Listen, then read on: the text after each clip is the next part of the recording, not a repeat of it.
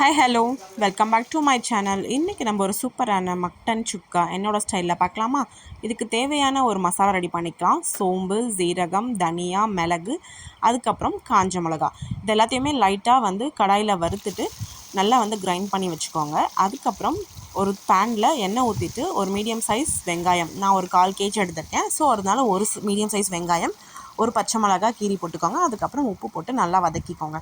அதுக்கப்புறம் மஞ்சள் தூளையும் தூவிட்டு நல்லா மிக்ஸ் பண்ணி கொடுத்துக்கோங்க. வெங்காயம் நல்லா வதங்கட்டும். அதுக்கப்புறம் நான் 1/4 கிலோ மட்டனை ஒரு 8 விசில் போட்டு எடுத்திருக்கேன். கொஞ்சம் மஞ்சத்தூள், கொஞ்சம் இஞ்சி பூண்டு பேஸ்ட் போட்டுட்டு எடுத்துக்கோங்க. எடுத்துகிட்டு நம்ம வதக்கி வச்சுருக்க வெங்காயத்தில் போட்டுட்டு கொஞ்சமாக நம்ம அந்த வேக வச்ச தண்ணியை ஊற்றிட்டு நல்லா மிக்ஸ் பண்ணி விடுங்க. தண்ணி வற்றணும். இந்த மாதிரி வற்றினதுக்கப்புறம் வீட்லேயே அரைச்ச கரம் மசாலா, அதுக்கப்புறம் கொஞ்சோண்டு வெறும் மிளகாத்தூள், இதையும் போட்டுட்டு நல்லா மிக்ஸ் பண்ணி விட்டுக்கோங்க.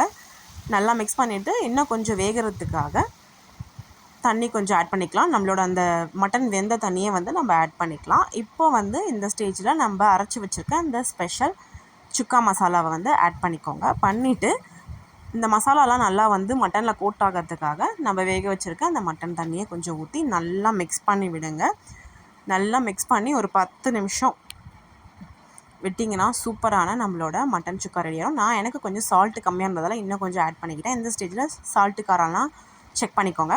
10 நிமிஷத்துக்கு அப்புறம் பார்த்தீங்கன்னா சூப்பராக எண்ணெய் பிரிஞ்சு சூப்பரான மட்டன் சுக்கா ரெடி ஆகிடுச்சு.